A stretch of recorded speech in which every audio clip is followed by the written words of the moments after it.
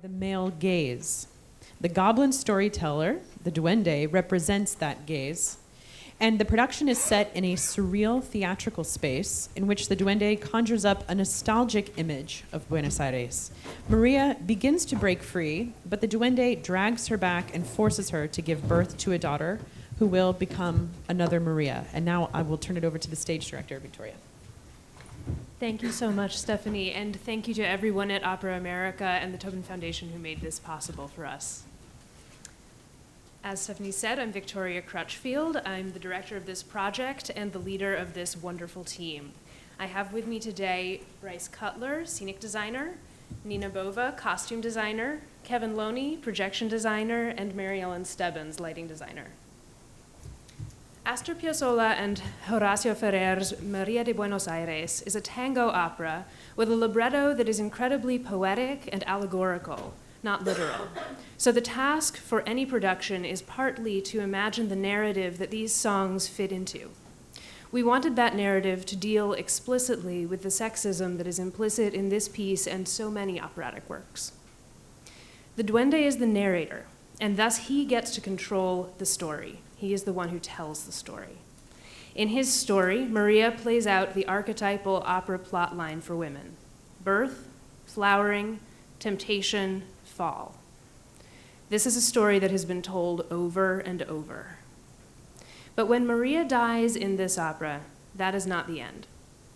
When the Duende leaves the stage, there is actually a moment in the afterlife for Maria to define herself for herself. That part one of the opera introduces two spaces. The first is the surreal theater, the presentational world of the Duende. Framing the space is a glorious gold proscenium made up of carved female figures melting and undulating into the frame, inspired by Rodin's The Gates of Hell. A large red patterned velour curtain hangs upstage of that. And we looked a lot at carved women through time and sort of kind of heavily textured materials and materials that had a sense of history to the space, because this is the Duende's domain. It's regal, nostalgic, but can also turn menacing very quickly. And the fact that the story has been told over and over again is conveyed by the partially broken proscenium, and we tried to give everything a bit of wear and tear to it, or a sense of history on the whole space. So the curtain's messy, almost molted and bloodied a bit. The second space is the stage of the theater, which we're calling the box, where we meet Maria for the first time. We have two sliding panels and one header unit that can box Maria in.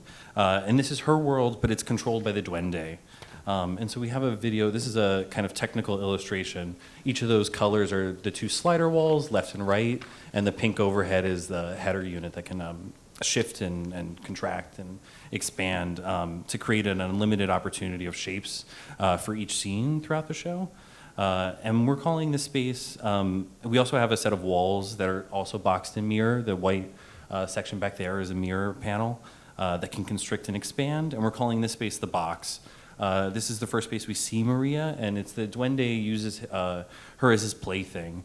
And it's an extension of his power. So he can sit stage right over in a green velvet chair and control Maria with ease in her box.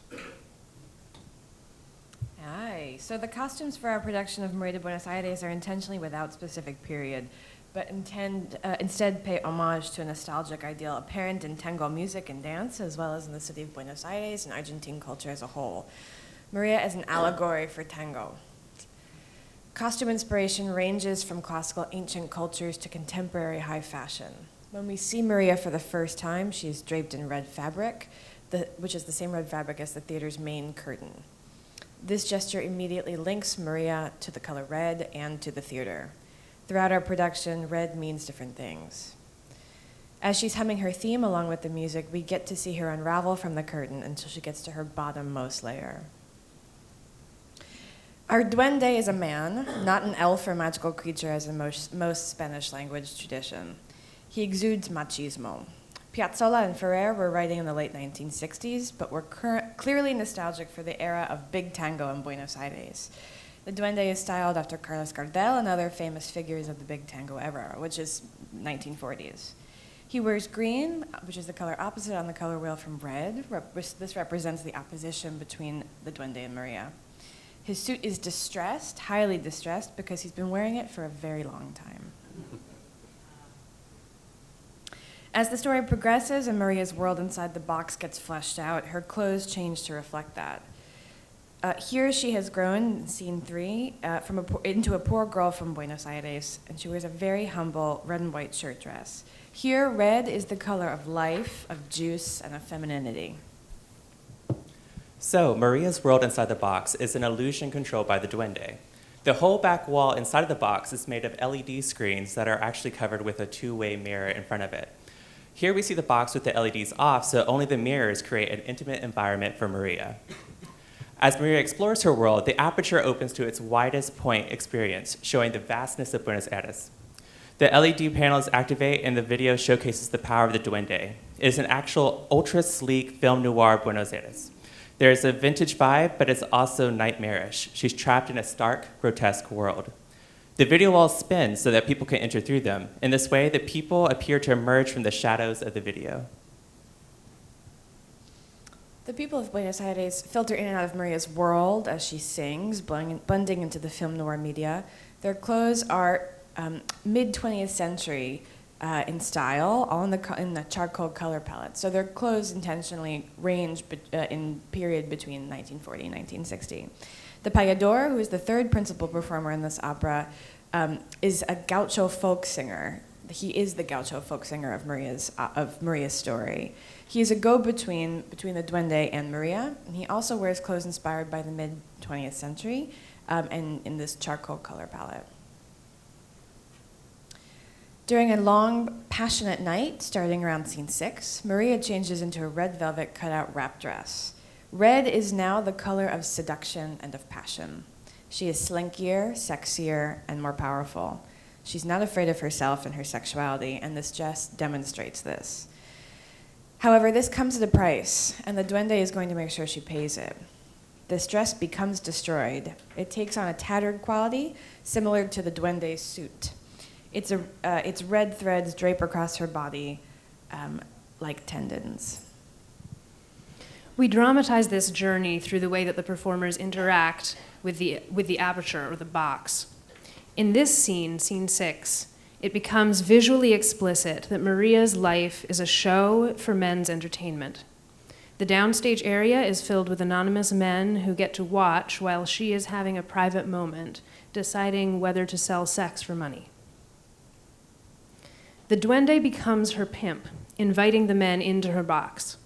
He pulls a lever and stairs push forward from the aperture, allowing the men to penetrate her space.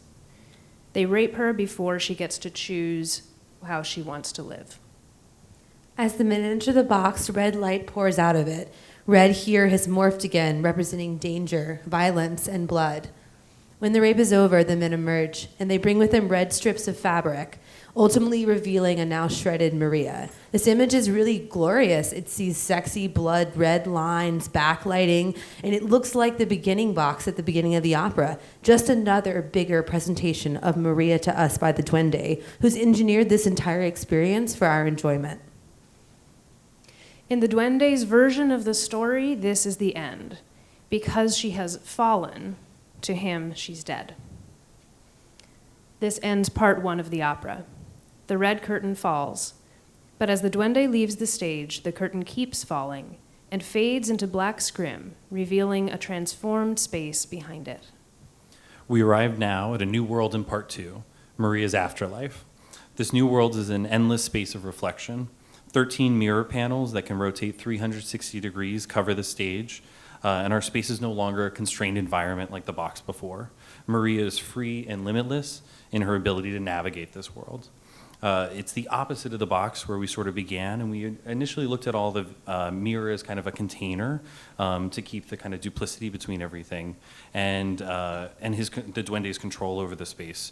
So when we tried to figure out part 2, we tried to look at a way to explode that out essentially into infinite space of literal as well as emotional reflection. So with this setup, we can multiply images of Maria around the space with her hidden upstage. We can make ghosts and shadows where there are no actual people. And the entire stage is essentially a reflective illusion.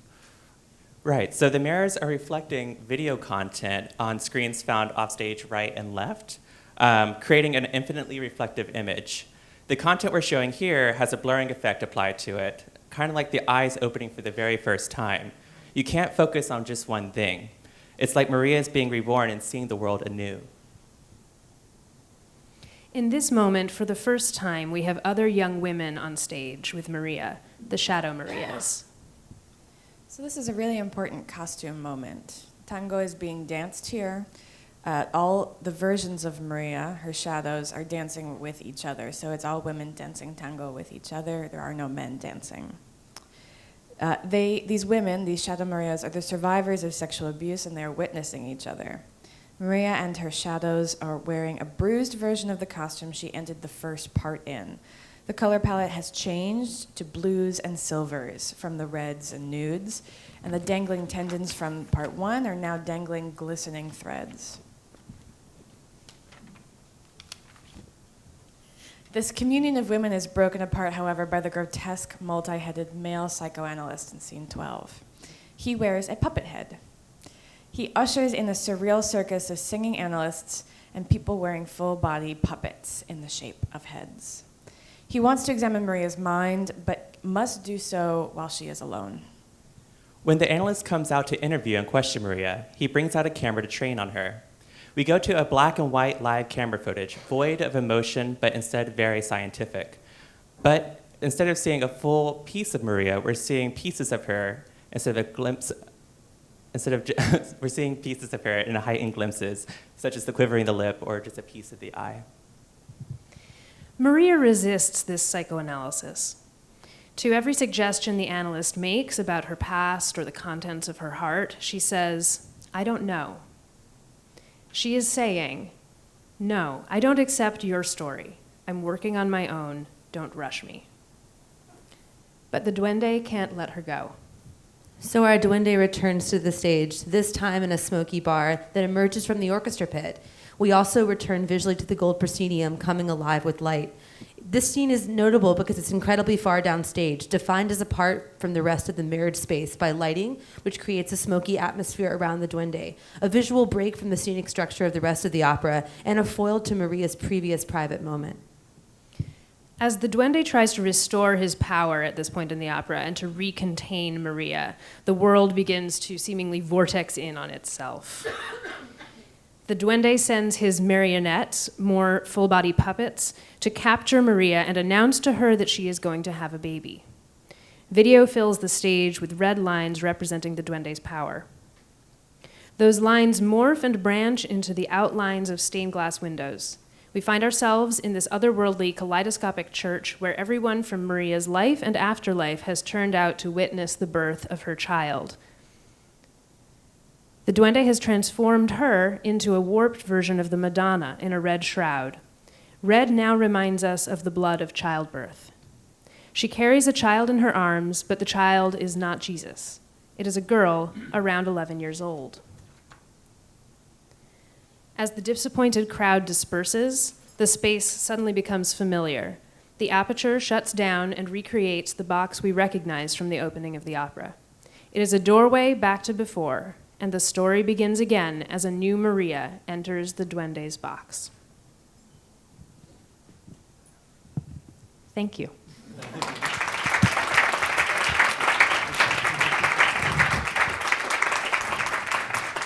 Thank you for sharing this powerful production. Do we have a question for this team? Well, you will be able to speak with them in person when you go and visit their displays in the lobby. So thank you very much. I'd like to bring up the next team. Congratulations.